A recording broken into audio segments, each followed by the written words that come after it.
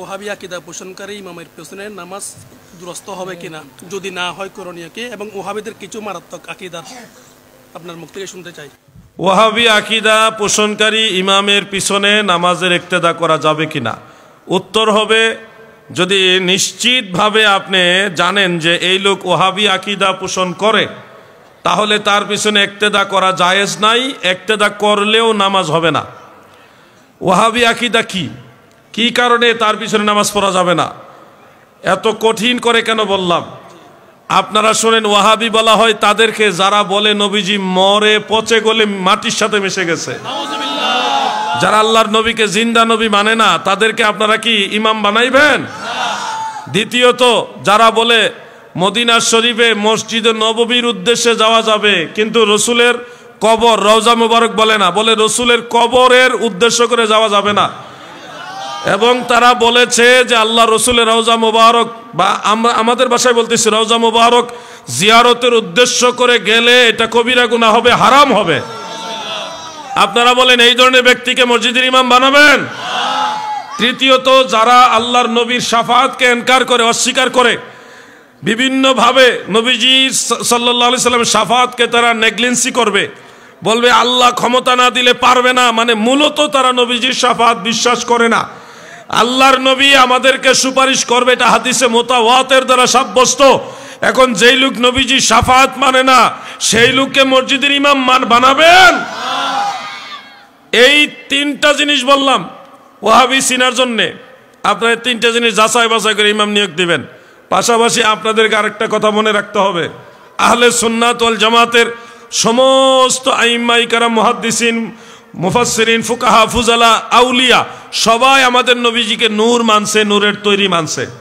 এখন যদি কেউ নবীজিকে নূর না মানে, তাহলে এই লোক কখনো সুন্নি হতে পারে না। আমার নবীজি যেমনি ভাবে বেমেসাল বাশার, তেমনি ভাবে নূর, নূরের বাশার, নূরানি বাশার, নূরের তৈরি বাশার। নবীজির আপাদ মস্তক হলো নূর। এই নূরানি বাশার বা নবীজির নূরানিয়াত যে মানবে না, সেই লোক কখনো সুন্নি হতে পারে না। এই কথাগুলি মনে রাখবেন। শানে রিসালাতের উপরে যারা অ্যাটাক করে, আল্লাহর হাবিবকে কাউবয় বলে, কর্মচারী, 2 টাকার কর্মচারী বলে, নাউজুবিল্লাহ। আল্লাহর নবীকে যারা রাখাল বলে, অথবা নবীজি সম্পর্কে এই ধরনের শব্দ চয়ন করে যে নবীজি যাত্রাবাড়ির ময়লার ট্যাঙ্কির কাছে দাঁড়ায়া নাউজুবিল্লাহ পেশাব করছেন, এই ধরনের কথা যারা বলে, এরাই হলো ওয়াহাবি। এদের পিছনে নামাজ পড়া জায়েজ হবে না।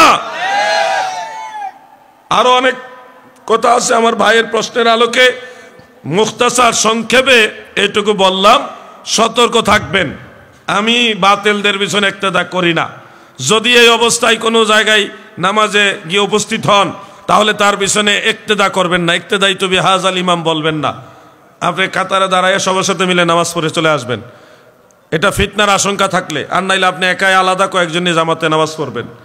হ্যাঁ, জুমার নামাজ পড়বেন, কিন্তু আখিরি জোহর 4 রাকাত পড়ে নেবেন শেষে, তাহলে আপনার জোহরের নামাজটা আদায় হবে, জুমা তো হবে না, কারণ ইমামের আকীদা নষ্ট। মনে রাখবেন, কখনো যদি এরকম হয় যে ইমাম সাহেব সুন্নি না ওয়াহাবি আমি বুঝতেছি না, সেক্ষেত্রে আপনি নামাজ পড়বেন, ইক্তেদাও করবেন, কিন্তু 3 দিনের মধ্যে যদি জানতে পারেন যে এই লোক ওয়াহাবি ছিল, বাতিল আকীদার লোক ছিল, তাহলে আপনার নামাজটা দোহরাই নিতে হবে। এটা আলা হযরতের মাসালা। আর যদি 3 দিনের মধ্যে জানতে না পারেন, তাহলে আল্লাহ পাক এটা আপনারা মাফ করবে। এই হলো ওই হালের মাসআলা। আল্লাহ তাআলা আমাদেরকে সুন্নিয়তের উপর অটল থাকার তৌফিক দেন, বলেন আমিন। এলমি তাহকিক বাড়াইতে হবে। আলাউদ্দিন জাহাদির বকা দিতে পারেন, দেন, কিন্তু আমি চাই আগামীর ভবিষ্যতে আমাদের যুব সমাজ, আমাদের তরুণ সমাজ, আমাদের পরবর্তী প্রজন্ম, তারা জাদ্রেল আলেম হোক, মঞ্চে গিয়ে যেমনি ভাবে কোরআন হাদিস বলবে, তেমনি ভাবে নবী রাসূলের শান গাইবে, ওলি আল্লাহর গান গাইবে। ঠিক কিনা বলেন? শুধু গান নির্ভর হবেন না, ম্যাচিং করেন, রাগ করবেন না। শহীদুল্লাহ বাহাদুরের ঘটনা থেকে আপনাদের শিখতে হবে। আজীবন কি শহীদুল্লাহ বাহাদুরি ঠেকাবে? আপনাদেরও দায়িত্ব নিতে হবে। ওয়াজ শুরু করার আগে কথাটা বলে ফেললাম। যাই হোক, আমি কিন্তু আলোচনা শুরু করি নাই, জাস্ট এই কথাগুলি দিয়ে একটা শেয়ার করলাম। আসুন, ওয়াজ গাউসে পাকের শানে কিছু বলবো, এর আগে সবাই মিলে একটু জিকির করি। করবেন? সবাই জিকির করবেন ইনশাল্লাহ? ইসমে জাত আল্লাহ আল্লাহ আল্লাহ আল্লাহ আল্লাহ আল্লাহ। কই জিকির করেন নাই? ফাগরি বেঁধে বসেন, জিকির করেন আল্লাহ আল্লাহ আল্লাহ। মাশাআল্লাহ।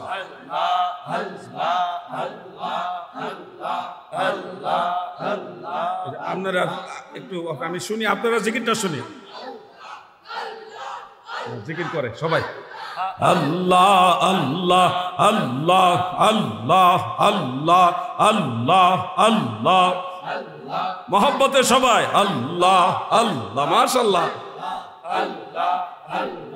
রহমাতাল লিল আলামিন কানসেন নবী রাতর দিন পাপি তাপি উম্মতের কারয়ন রে। আল্লাহ আল্লাহ আল্লাহ। মারহাবা।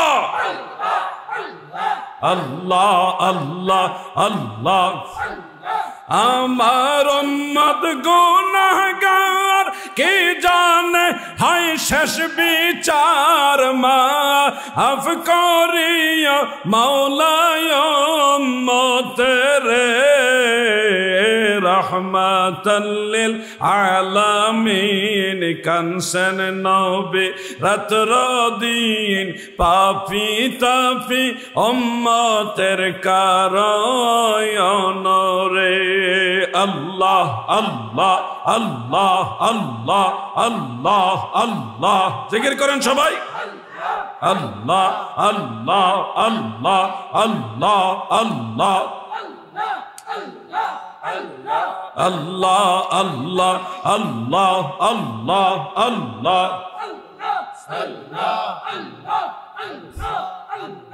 আল্লাহ আল্লাহ আল্লাহ আল্লাহ আল্লাহ আল্লাহ আল্লাহ। লা ইলাহা ইল্লাল্লাহু মুহাম্মাদুর রাসূলুল্লাহ সাল্লাল্লাহু আলাইহি ওয়া আলিহি ওয়া সাল্লাম। হুজুর গাউসুস সাকালাইন শেখ সৈয়দ মহিউদ্দিন আব্দুল কাদের জিলানী বাগদাদি রহমতুল্লাহ আলাইহি। গত বছর আমি গাউসে পাকের দরবারে যাওয়ার সৌভাগ্য হয়েছিল। 5ই আগস্টের পরপর কিছুদিন পরই আমি ইরাকে বাগদাদ শরীফ গিয়েছিলাম। গাউসে পাক যেই রুমের মধ্যে চুর ধরে কুতুব বানাইছিলেন, সেই রুমের মধ্যে আমার যাওয়ার, সেই রুমের কাছে যাওয়ার মতো সুযোগ হয়েছে আলহামদুলিল্লাহ। নিজ নয়নে সেই রুমটা দেখেছি। হুজুর গাউসে পাকের ঘরে চোরের ঘটনাটা জানা আছেন আপনাদের? চোর সারা রাত চুরি করে সব মাল সামানা যা কিছু নেওয়ার মতো। আমার এই ভাইয়েরা দাঁড়ায় আছে তো মহব্বতে, আপনারা দেখেন না দেখে তাদেরকে তারাই দিতে চান, আপনারা পিছনের বাইরে দেখে না, তো আপনারা দয়া করে একটু সুযোগ করে দেন। আপনারাও দেখেন শুনেন, আবার পিছনের ভাইদেরকে সুযোগ দেন। আপনারা রাগ হয়েন না, ওনারা তো মহব্বত করে আসছে, তারাই দিয়েন না। আমরা সবাই মিলেমিশে, তাই না? দুইটা কথা বলি মনোযোগ দিয়ে। আমাদের মুকাররম বাড়ি সাহেব কিছুক্ষণের মধ্যেই চলে আসবেন, উনি আসলে আমি মাইক ছেড়ে দিব। গাউসে পাকের ঘরে সে চোর যখন চুরি করে সব মাল সামানা একসাথে করলো, এখন সে মাল সামানা নিয়ে ঘর থেকে বের হবে, কিন্তু এই চোরে আর দরজা খুঁজে পায় না। চতুর্দিকে আইডিয়া করে করে ঘুরতেছে, কোনো দিকে দরজা খুঁজে পাচ্ছে না, দরজাই নাই। সুবহানাল্লাহ বলেন। আল্লাহর কুদরতে দরজা ওয়াল হয়ে গেছে, মানে বন্ধ হয়ে গেছে একেবারে। তাহাজ্জুদ নামাজ পড়ার জন্য হুজুর গাউসুল আজম বড় পীর আব্দুল কাদের জিলানী রহমাতুল্লাহ আলাইহি তিনি তখন উঠলেন, আলো জ্বালালেন, জ্বালিয়ে দেখে একজন অজ্ঞাত অপরিচিত লোক। গাউসে পাক বললেন, তুমি কে? সে তখন সত্য স্বীকার করলো, হুজুর আমি চোর। সে কে? তুমি কেন আমার ঘরে চুরি করতে আসলে? সে বলল, হুজুর আমি ক্ষুধার্ত, আমার পরিবারের লোকেরাও সন্তানেরাও ক্ষুধার্ত, পেটের দায়ে আপনার ঘরে চুরি করতে আসছি। হুজুর আমি চোর, আপনার ঘরে চুরি করতে আসছি, আমি স্বীকার করি। গাউসে পাক বলে, তুমি কি সত্য বললে? সে আল্লাহর কসম করে বলতেছে, আমি সত্য বললাম। গাউসে পাক বললে, তুমি যেহেতু আমার ঘরে চুরি করতেই আসছো, তোমাকে আমি খালি ফেরত দিব না, তুমি ওযু করো, আমার সাথে নামাজ পড়ো। ওযু করালেন, হুজুরের সাথে এই ওযু করায় নামাজে দাঁড়া করাইলেন, নামাজ পড়াইলেন। তাহাজ্জুদ নামাজ পড়াইয়া সে চোরাকে হুজুরের সাথেই নামাজের কায়দায় বসায়া এমন এক তাওয়াজ্জু ইত্তেহাদি দান করলেন, সেই এক তাওয়াজ্জুতে আল্লাহর ওলি হয়ে শহরের কুতুব হয়ে গেছে। সুবহানাল্লাহ বলেন।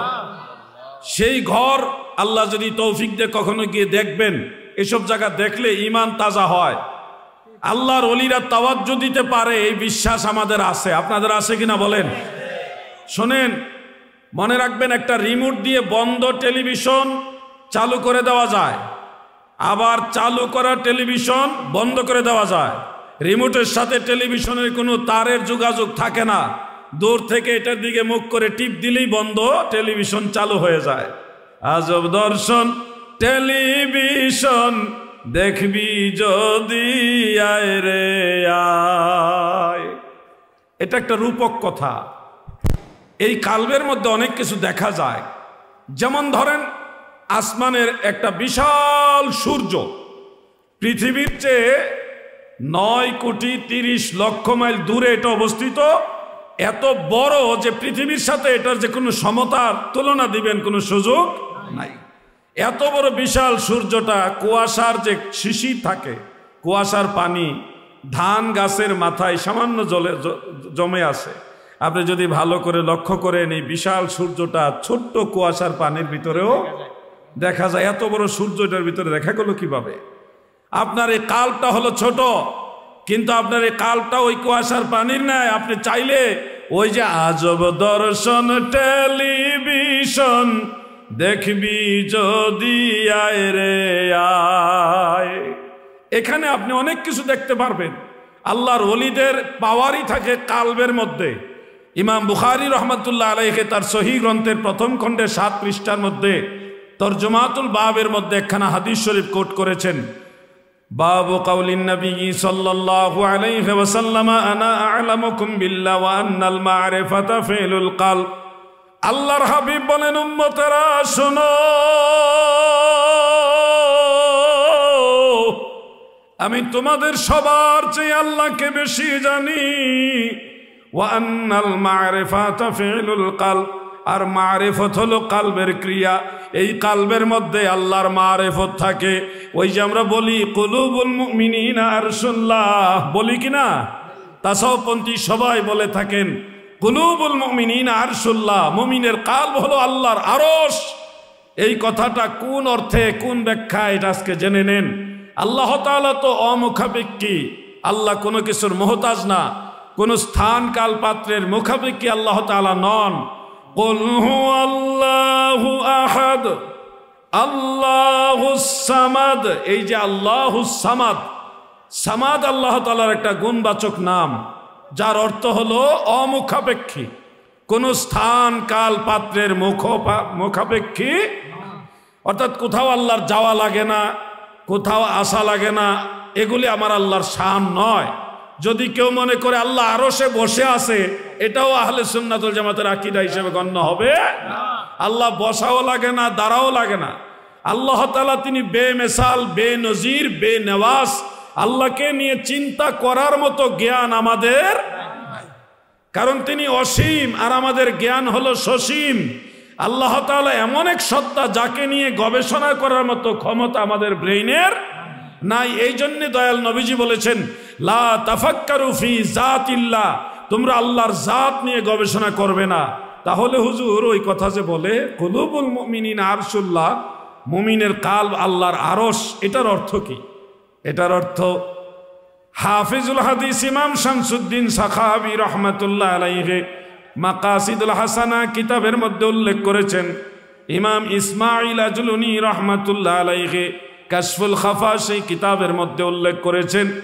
ইবনু মাজাহ এবং তাবারানির মুজামুল কবির অন্যান্য কিতাবের রেফারেন্সে সেখানে হাদিস শরীফ কোট করেছেন যে আল্লাহ তাআলার মারিফত, আল্লাহ তাআলার রহমত, আল্লাহর নিয়ামত ধারণ করার মতো ক্ষমতা কারো নাই রে। আল্লাহর মারিফত ধারণ করার ক্ষমতা আল্লাহ মুমিন বান্দার কালবের মধ্যে দিয়েছে। সুবহানাল্লাহ। পরিপূর্ণভাবে আপনি চাইলে আল্লাহর মারিফত এখান থেকে হাসিল করতে পারবেন। এটাকেই বুখারী শরীফে বলা হয়েছে ওয়া আন্নাল মারিফাতা ফিলুল কলব। আমাদের এই আধুনিক যুগের যুবকরা অনেকে মারিফত মানে না। এলমে আসরার মানে না, বাতিনি বিদ্যা মানে না, এমন যুবক আছে না নাই? স্কুল কলেজ ইউনিভার্সিটির ছেলেরা তারা মনে করে তরিকত তাসাউফের যে পীর মাশায়েখ তারা মারেফতের কথা বলে, এলমে বাতেনের কথা বলে, এগুলি ভুয়া, এগুলি কোরআন হাদিসে নাই। অনেকে বলে সহি হাদিসে নাই। এই ধরনের কথা বলে বলে তরিকত তাসাউফ থেকে মানুষদেরকে দূরে সরানোর চেষ্টা করে। নাউজুবিল্লাহ। মনে রাখবেন, ইলম দুই প্রকার। قال رسول الله صلى الله عليه وسلم العلم علمان فعلم في القلب। আমার দয়াল নবীজি বলেন ইলম হলো দুই প্রকার। একটা ইলম থাকে কালবের ভিতরে, ফাযাকা ইলমুন নাফি, এটাই হলো উপকারী ইলম। ও চট্টগ্রামের নবীর প্রেমিকারা গো, একটা ইলম থাকে ওয়া ইলমু আলাল লিসান, জিহ্বার উপরে যেটা জবান দিয়ে উচ্চারণ করে বলা যায় এমন ইলম আছে, যেটা আমরা আপনাদেরকে বলি ফিকার ইলম, শরীয়তের মাসআলা মাসাইল বলার ইলম। আরেকটা ইলম আছে, ওটা যদি আমরা বলি, ওইটা যদি যোগ্য ব্যক্তি যারা তারা যদি মানুষকে বলে, আল্লাহর হাবিবের সাহাবী হযরতে আবু হুরায়রা বলেন, সেই ইলমটা বললে মানুষ ধরে আমার কণ্ঠ নালী কেটে ফেলবে। হাফিজতু মির রাসূলিল্লাহি সাল্লাল্লাহু আলাইহি ওয়াসাল্লাম বিআনে। সহিহ বুখারীর জিলদ আউয়ালের মধ্যে হাদিস খানা উল্লেখ রয়েছে। তিনি বলেন আল্লাহর নবীর কাছ থেকে দুই প্রকার জ্ঞান অর্জন করেছে। এক প্রকার জ্ঞান আমি মানব সমাজে প্রচার করি, যেমন আমরা আপনাদের বলে দিচ্ছি এটা এইভাবে করবেন, এটা এইভাবে করবেন না, এটা হলো এক প্রকার ইলম। আরো এক প্রকার ইলম আছে, ওইটা যদি প্রচার করি মানুষ ধরে আমাদেরকে কণ্ঠ নালী কেটে ফেলবে। এই দুই ধরনের বিদ্যা আমার দয়াল নবী শিক্ষা দিয়ে গেছেন। আপনারা জানেন হযরতে মূসা আলাইহিস সালাম আর খাজা খিজির আলাইহিস সালামের একটা ঘটনা আছে, আছে কিনা ভাইয়া? যুবক ভাইরা কথা সারা দাও, আছে কিনা? অনেক বক্তা ভাইয়ের আবার ওয়াজটা ভিন্নভাবে করেন। মনে রাখবেন ভাই আমার, আমি তো সত্য কথাটা তুলে ধরি, যার কারণে অনেকে এই ভুল ওয়াজ যারা করছে তাদের বিরুদ্ধে চলে যায় অটোমেটিক, তখন আমার বিরুদ্ধে লেগে যায়। কি একটা মুসিবতে আছি আমি, জানেন? সত্য কথা বলাও যাবে না এখন, এমন এক জামানা এখন অতিক্রম করছি আমরা। অনেকে বলে আল্লাহর নবী মূসা আলাইহিস সালাম জ্ঞান ইলমে বাতেন বা ইলমে মারিফত শিক্ষার জন্য আল্লাহর ওলি হযরত খিজির আলাইহিস সালামের কাছে গেছে। নবী হওয়ার পরেও একজন ওলির কাছে জ্ঞান আহরণ করার জন্য গেছে। এই ধরনের কথা বলা হয় কিনা বলেন? হয়। এই ধরনের বক্তব্য দেওয়া যাবে না। ইমানের খাতরা হবে, ইমান নষ্ট হওয়ার জন্য কারণ হবে। পীর সাহেব যদি বলে, পীর সাহেবেরও শিকার শেষ নাই, জ্ঞান সবাইকে শিখতে হবে। খাজা খিজির আলাইহিস সালামকে যদি শুধুমাত্র ওলি হিসেবে আপনারা ধরেন, তাহলে মূসা আলাইহিস সালাম নবী এবং রসুল, নবী এবং রসুল, ওনার উপরে তওরাত কিতাব নাজিল হয়েছে।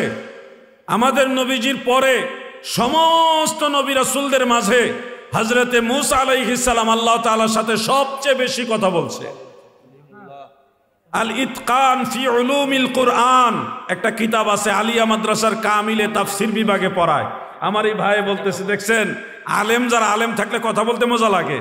বলি মারহাবা, কারণ ওনারা তো এগুলি পড়ায়, পড়ে নিয়মিত, এগুলি তাদের সিনার ভিতরে আছে। আর জাহেল যারা আছে এরা খালি কবে তা কি ওয়াজ করে, এত কিতাব লাগবে নি, ঘটনা কর। আলেম থাকলে আমরা কথা বলে মজা পাই। আল ইতকান ফি উলুমিল কুরআনের মধ্যে হাফেজ জালালউদ্দিন সুয়ুতি রাহিমাহুল্লাহ তিনি লিখেন, মূসা আলাইহিস সালাম আল্লাহ তাআলার সাথে 400 বার কথা বলছে। বলেন না কয়শো বার? যেই 400 বার কথা বলেছেন, এর মধ্যে তুর পাহাড়ে ম্যাক্সিমাম টাইম কথা বলেছেন, ওখানেও আমি গিয়েছি আলহামদুলিল্লাহ। এটা ফিলিস্তিন এবং মিশরের বর্ডারে সিনাই উপত্যকার মধ্যে পড়েছে।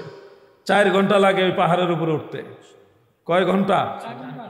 আরেকটা জায়গা থেকে মূসা আলাইহিস সালাম আল্লাহ তাআলার সাথে কথা বলেছেন, ওটা হলো জর্ডান এবং ফিলিস্তিনের বর্ডারে পড়েছে। ওটা একটা ছোট্ট পাহাড়, সেখানে হযরত মূসা আলাইহিস সালাম আল্লাহর সাথে কথা বলতেন। আমি গুনাহগার, সেখানেও গিয়েছি। নকশবন্দি সাহেব এবং আগে যিনি কাশেমি সাহেব বয়ান করছে, আমরা 3 জনই সেখানে গেছি। মারহাবা বলেন। আল্লাহ যদি সুযোগ দেয় আপনারাও যাবেন। সেই মূসা আলাইহিস সালাম নবী এবং রসুল, একজন নবী এবং রসুল। তিনি একজন শুধু ওলির কাছে এলমে লাদুন্নি শিক্ষার জন্য গিয়েছেন, এটা নবুয়ত এবং রেসালতের শানের খেলাফ, অমর্যাদা। কি মর্যাদা? অমর্যাদা। একজন মাস্টার্স কমপ্লিট করা লোক, সে ক্লাস 5 পাস লোকের কাছে গিয়ে জ্ঞান শিখতে গেছে, ওই সাবজেক্ট যে সাবজেক্ট সে পড়ে গেছে অর্জন করেছে, এটা আবার ক্লাস 5 পাস লোকের কাছে উনি যাবে, এটা তো মাস্টার্স পাসের লোকের অবমাননা, অসম্মান। মনে রাখবেন ভাই আমার, বন্ধুরা আমার, আকায়েদ শাস্ত্রে বিখ্যাত একটা কিতাবের নাম হলো শারহু আকায়েদে নসফি, শরহে আকায়েদে নসফি। সেই কিতাবের মধ্যে উল্লেখ এবং শারহু ফিকহিল আকবরের মধ্যে উল্লেখ রয়েছে, ইমাম মোল্লা আলী কারি রহমাতুল্লাহ আলাইহির লেখা। সেখানে উল্লেখ হযরতে মূসা আলাইহিস সালাম এবং খাজা খিজির আলাইহিস সালামের যে ঘটনা বলা হয়, মূসা নবী তো নবী, খাজা খিজির আলাইহিস সালামও নবী ছিলেন, এটাই জমহুরের মত, এটাই সর্বসম্মতিতে মুখতার নির্ভরযোগ্য মত। মারহাবা বলেন। খাজা খিজির আলাইহিস সালাম নবীও ছিলেন, ওলিও ছিলেন। যিনি নবী হন তিনি ওলি হন, যিনি নবী তিনি অটোমেটিক ওলি, আর যিনি শুধু ওলি তিনি কিন্তু নবী নন। মনে রাখবেন কথাগুলো। মূসা আলাইহিস সালাম একদিকে নবী আরেকদিকে ওলি, খাজা খিজির আলাইহিস সালাম একদিকে নবী আরেকদিকে ওলি। অতএব একজন নবী হয়ে আরেকজন নবীর কাছে জ্ঞান শিখতে গেছে, এটার মধ্যে কোনো দোষ নাই। কিন্তু একজন নবী হয়ে একজন ওলির কাছে জ্ঞান শিখতে গেছে, এটার মধ্যে নবুয়তের মর্যাদাকে ছোট করা হয়। এজন্যে ওয়াজ শুনলে হবে না, ওয়াজ বুঝতে হবে, ওয়াজ সম্পর্কে আগে জানতে হবে। সঠিক ওয়াজ না জেনে যদি আপনি ওয়াজ করেন, আপনি এই জামানাটা সেই জামানা। খাজা খিজির আলাইহিস সালাম আর মূসা আলাইহিস সালাম দুইজনের মধ্যে একটা কথোপকথন হয়েছিল যে আপনার কাছ থেকে আমি ইলমে লাদুন্নি শিখব, আমাকে আপনার সোহবতে রাখেন। খিজির আলাইহিস সালাম বলেছিলেন আপনি ধৈর্য ধারণ করতে পারবেন। উনি খুব জালালি ছিলেন, জালালি মেজাজের ছিলেন। খিজির আলাইহিস সালামকে আল্লাহ তাআলা আগেই জানাইছে এই বিষয়টা। উনি বললেন ধৈর্য ধারণ করার চেষ্টা করবো, আপনি রাখেন। রাখার পরে দেখা গেল নদীর কিনারে গেলেন, গিয়ে দেখেন নদী পার হইবার মধ্যে ছোট্ট একটা ডিঙ্গি নৌকা আছে, একজন বা দুইজন বালক সেই নৌকা রাখাল হিসেবে আছে। তো হুজুর মানুষ, আল্লাহর নবী দেখে সম্মান করে তারা বিনা পয়সায় দুইজনকে পার করে দিচ্ছেন। ওই পারে গিয়ে, নদীর ওই পারে গিয়ে খিজির আলাইহিস সালামের হাতে লাঠি ছিল, লাঠি দিয়ে এইভাবে পার মেরে নৌকার তক্তা একটা ছুটাইয়া দিছে। এখন পানি ঢুকতে ঢুকতে নৌকা পানির নিচে চলে গেছে, কিনারেই কিন্তু নিচে চলে গেছে। মূসা আলাইহিস সালাম প্রতিবাদ করলেন যে আপনি এটা কি করলেন? এই ছেলে দুইটা আমাদের মহব্বত করে বিনা পয়সায় পার করে দিল, আর আপনি সেই বালকদের নৌকা আপনি তক্তা ভেঙে দিলেন, এটা কেমন করলেন?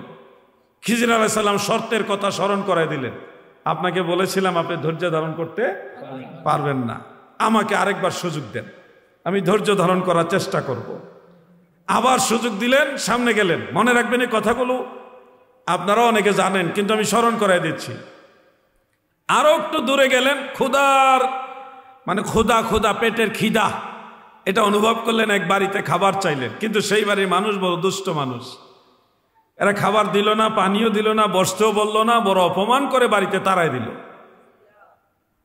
তখন খিজির আলাইহিস সালামকে, মূসা জি বলুন, এই বাড়ির একটা ওয়াল ভেঙে যাচ্ছে, আমাদের দেশের সিমেন্টের তৈরি ওয়াল না, চুন সুরকি দিয়ে একটা পাথরের উপর আরেকটা পাথর একটা লেভেল করে ওয়াল করা, এটা প্রায় অনেক দিন হয়ে যাওয়ার কারণে ভেঙে ভেঙে যাচ্ছে, পড়ে যাচ্ছে। খিজির আলাইহিস সালাম বলে চলো আমরা এই ওয়ালটা ঠিক করে দিই। মূসা আলাইহিস সালাম একটু প্রতিবাদী হয়ে গেলেন, বললেন কেন? এই বাড়িতে আমাদের খাইতেও দিল না, বসতেও দিল না, একটু পানিও পান করতে দিল না, তাড়ায় দিল অপমান করে, সেই বাড়ির ওয়াল ঠিক করবো কেন? খিজির আলাইহিস সালাম বললেন আপনি তো বলেছিলেন ধৈর্য ধারণ করবেন, আপনি তো পারছেন না। মূসা আলাইহিস সালাম বলল ঠিক আছে আমাকে আরেকবার সুযোগ দেন, এটাই লাস্ট। তখন দুইজন মিলে ওয়াল ঠিক করে আবার সামনে এগিয়ে যাচ্ছে। যেতে যেতে পেটের ক্ষুধায় আরেকটা বাড়ির কাছে গিয়ে বললেন যে আমরা আল্লাহর রাহে মুসাফির, আমাদেরকে সম্ভব হলে আপনারা মেহমানদারি করুন। ওই বাড়ির মানুষ ভালো, তারা খুব সুন্দর বসতে দিছে, খাইতে দিছে, মেহমানদারিও করাইছে। কিন্তু বাড়ি থেকে যাওয়ার পথে বাড়ির আঙ্গিনায় একটা ছোট্ট বাচ্চা ছিল, সেই বাচ্চাটাকে হযরত খিজির আলাইহিস সালাম তিনি পরপারে পাঠিয়ে দিলেন। এটা নিয়ে মুসা আলাইহিস সালাম এবার এত রাগ হয়েছে, বললেন যে আমি আর আপনার সাথে থাকবো না, কারণ আপনি মানুষ হত্যা করেছেন, বাচ্চা মেরে ফেলছে আর কি। এটা আপনারা বুঝার চেষ্টা করবেন। হুট করে এখন বলেন কেমন হইলো, এটা মানুষ মেরে ফেলছে। শুনুন, এই মুসা আলাইহিস সালাম এটা রাগ হইলেন, রাগ হয়ে বললেন যে আমি আর আপনার সাথে থাকবো না, কারণ আপনি মানুষ হত্যা করেছেন। তখন খিজির আলাইহিস সালাম বলছিল যে আপনি যেহেতু চলেই যাবেন, জেনে যান যে কেন কেন এই ঘটনাগুলি ঘটালাম।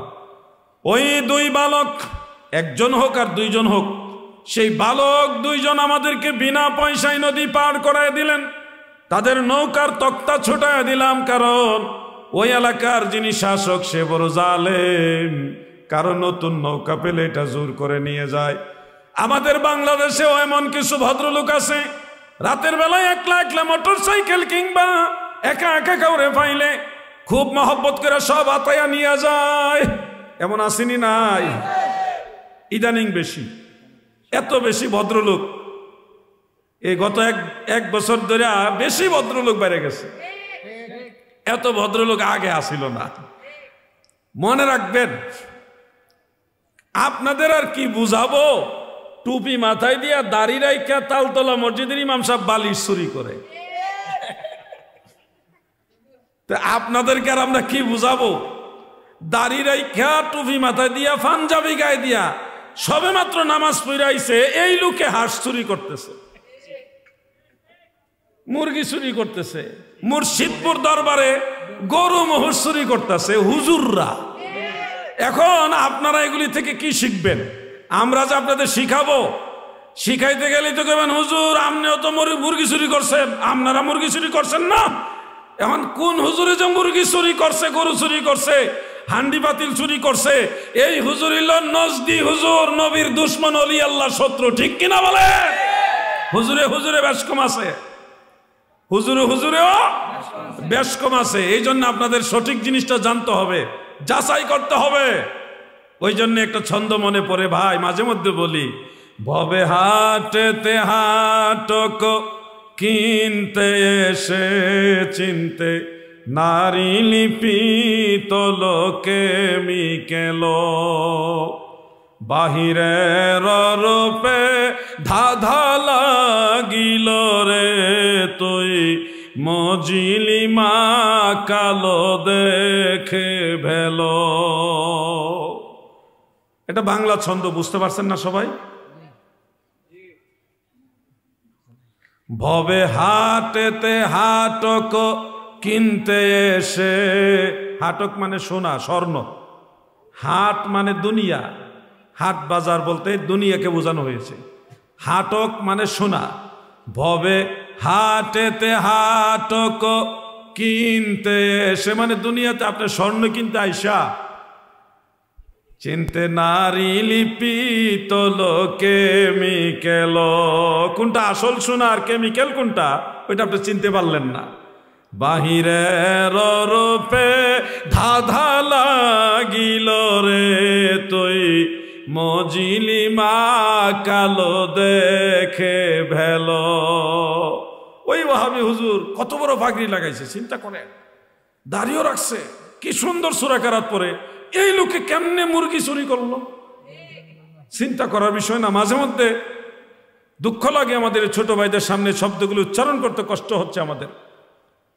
এই যে দাড়িওয়ালা নজদি মার্কা হুজুররা ধরা পড়ে মাঝে মধ্যে বলৎকারিতে, তখন আমরা আলেম সমাজ লজ্জিত হই না? কি কথা কন না, হই না? লজ্জিত হই। এদের কারণে আজকে মানুষ ইসলাম সম্পর্কে ভুল মেসেজ নিতেছে। আজকে একজন দুনিয়ার ক্ষমতার লোভে গদি পাওয়ার আশায় গিয়ে বলতেছে রোজা এবং পূজা দুটা মুদ্রার এপিঠ আর ওই পিঠ। আরো জবান খুলে বলেন নাউজুবিল্লাহ। রোজা একটা ফরজ ইবাদত, আল্লাহর দেওয়া বিধান। কুতিবা আলাইকুমুস সিয়াম, আল্লাহ তাআলা বলে আমি তোমাদের উপর রোজা ফরজ করেছি। মহান আল্লাহ তাআলার দেওয়া বিধানকে পূজার সাথে সে মুদ্রার এই পুটারুপির সাদৃশ্য করার কারণে এমনি তো সে বেঈমান হয়ে গেছে, তার নাম আর মুসলমানের খাতায় রাখার কোন সুযোগ তার জন্য তওবা লাজেম, তওবা লাজেম। কোথায় রোজা আর কোথায় পূজা? শিরকি একটা কাজের সাথে নিয়ে আল্লাহর বিধান রোজার সাথে ম্যাচিং করছে শুধুমাত্র হিন্দু ভাইদের ভোট পাওয়ার জন্য। মাজারে গিয়ে আমরা দোয়া করি, আল্লাহ আমরা গুনাহগার, আপনার দরবারে দোয়া করার মতো যোগ্যতা আমল আখলাক আমাদের নাই গো আল্লাহ, এই জন্য আপনার ওলির দরবারে আসছি, আপনার ওলির উসিলায় আমার মনের আশা পূর্ণ করেন। এই জন্য আমরা মাজারে যাই। দেওয়ার মালিক আল্লাহ, আল্লাহর ওলি হলো ওসিলা, সেই আল্লাহর ওলির মাজারে গেছি, এতে শিরক বেদাত মাজার পূজারি ভণ্ড কত ট্যাগ লাগাইলেন। আমরা আল্লাহর কাছে কোনো কিছু পাওয়ার জন্য মাজারে গিয়ে চাইলে আমাদেরকে কত গালি দেন, কিন্তু আপনারা তো আল্লাহর কাছেও চাচ্ছেন না, মানুষের কাছে ক্ষমতা গদি পাওয়ার আশায়, দুইটা ভোটের আশায় মানুষের কাছে গিয়ে রোজা আর পূজা এক বানাই দিতেছেন। হিন্দুদের পূজায় গিয়ে মুসলমান টুপি দাড়ি লাগায় বসে আছেন দুইটা ভোটের জন্য। এরা তো দুনিয়া পূজারি, ওলামায়ে সু, এরা দুনিয়া লোভী, ঠিক কিনা বলে?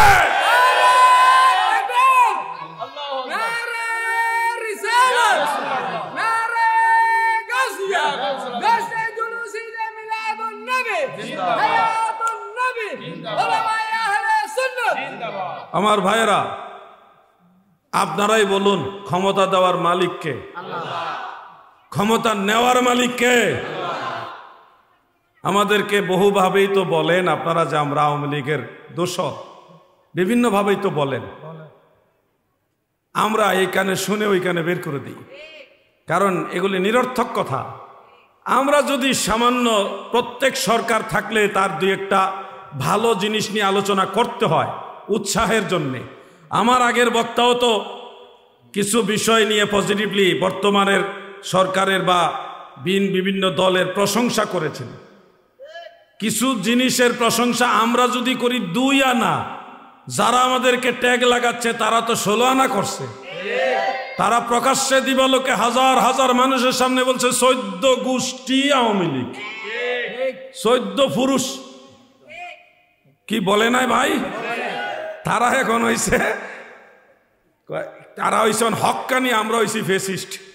কি আজীব দুনিয়া রে ভাই। এজন্য বলছি নিন্দাচার করবেন না, ক্ষমতা দিবে আল্লাহ, নিবেও আল্লাহ। আমরা সুন্নিরা কখনো ক্ষমতার পিছনে দৌড়াইছি না। চট্টগ্রামের আহলে সুন্নাহ ওয়াল জামাতের যত নেতৃবৃন্দ আছে তারা ক্ষমতার পিছনে দৌড়াই না লোক না। হ্যাঁ, তারা মাঝে মধ্যে অনুভব করে যে এই ধরনের সুন্নি আলেমরা, পীর মাশায়েখরা যদি মানুষের সেবার জন্য নামে তাহলে মানুষের হক আদায় করা যথোপযুক্তভাবে সম্ভব হবে। কিন্তু ওই যে রোজার পূজা বানায় এক, এদের কাছে যদি ক্ষমতা যায় এরা কি করবে ভাই আমার? এই জন্য সতর্ক হতে হবে। কোনো রাজনৈতিক বিষয়ের জন্য বলছি না। আমরা মুসলমান, আমাদের পূজাকে যখন, আমাদের রোজাকে যখন পূজার সাথে মিলায়, কষ্ট লাগে না আপনাদের? এই জন্য একটু কথা বলতে হয়, প্রতিবাদ একটু করতে হবে। এটা ইমানি প্রতিবাদ, কোনো রাজনৈতিক দৃষ্টিতে না, এটা ইমানের দৃষ্টিতে। আল্লাহর বিধানকে কখনো মূর্তি পূজার সাথে ম্যাচিং করা যাবে না।